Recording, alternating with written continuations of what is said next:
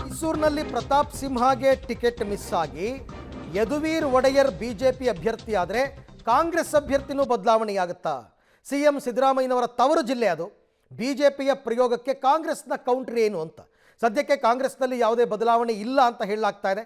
ಕಾಂಗ್ರೆಸ್ ಈಗಲೂ ಸೂಕ್ತ ಅಭ್ಯರ್ಥಿ ಅಂತಿಮಪಡಿಸುವ ಕಸರತ್ತನ್ನು ನಡೆಸ್ತಾ ಇದೆ. ಬಿಜೆಪಿಯಲ್ಲಿ ಆಂತರಿಕ ಬೆಳವಣಿಗೆಗೆ ಕಾದು ನೋಡೋದಕ್ಕೆ ಕಾಂಗ್ರೆಸ್ ನಿರ್ಧಾರ ಮಾಡಿದೆ. ಇದೊಂದು ಸ್ಟ್ರಾಟಜಿ ಅಷ್ಟೇ.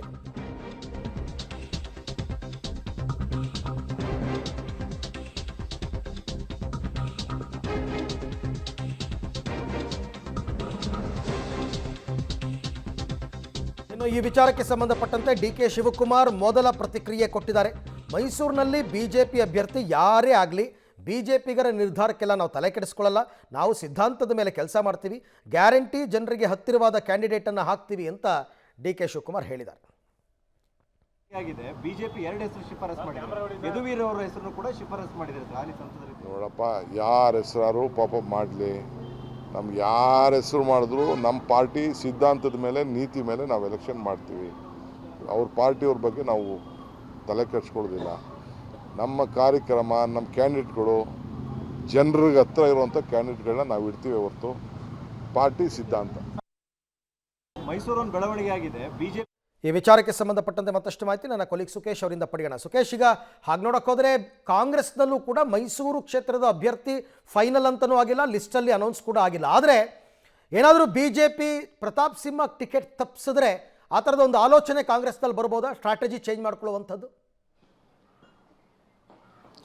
ಸಹಜವಾಗಿ ಇರುತ್ತೆ ಅರವಿಂದ್. ಯಾಕಂದರೆ ಅಭ್ಯರ್ಥಿ ಯಾರು ಅನ್ನುವಂಥ ವಿಚಾರದಲ್ಲಿ ಕಾಂಗ್ರೆಸ್ನಲ್ಲಿ ಈಗ ಎದುರಿಗೆ ಕಾಣ್ತಾ ಇರುವಂಥದ್ದು ಅವರಿಗೆ ಪ್ರತಾಪ್ ಸಿಂಹ ಅವ್ರನ್ನ ಸೋಲಿಸುವಂಥ ಅಭ್ಯರ್ಥಿ ಯಾರು ಅಂತ ಲೆಕ್ಕಾಚಾರದಲ್ಲಿ ಕಾಂಗ್ರೆಸ್ಸು ಕೂಡ ಒಂದಷ್ಟು ಸ್ಟ್ರಾಟಜಿಗಳನ್ನ ಮಾಡ್ಕೊಂಡಿರುತ್ತೆ, ಅಥವಾ ಅಭ್ಯರ್ಥಿ ಆಯ್ಕೆಗೆ ಕೆಲವು ಮಾನದಂಡಗಳನ್ನ ನಿಗದಿಪಡಿಸ್ಕೊಂಡಿರುತ್ತೆ.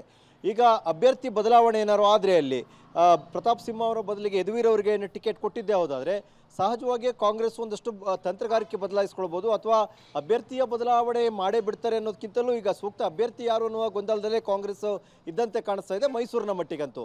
ಹಾಗಾಗಿ ಅಲ್ಲಿ ಯಾವ ಬದಲಾವಣೆಯನ್ನು ಮಾಡಬೇಕು, ಸ್ಟ್ರಾಟಜಿಯಲ್ಲೋ ಅಥವಾ ಅಭ್ಯರ್ಥಿಯಲ್ಲೋ ಅಥವಾ ಬೇರೆನ್ಯಾರನ್ನೋ ಸ್ಟಾರ್ ಅಭ್ಯರ್ಥಿನ ಹೊರಗಿಂದ ತಂದು ಹಾಕಬೇಕೋ ಅಥವಾ ಏನು ಅನ್ನುವಂಥದ್ದು ಆಗ ಕಾಂಗ್ರೆಸ್ ಯೋಚನೆ ಮಾಡುವಂಥ ವಿಚಾರತೆ ಕಾಣಿಸ್ತಾ ಇದೆ ಮೈಸೂರಿನ ಮಟ್ಟಿಗಂತೂ.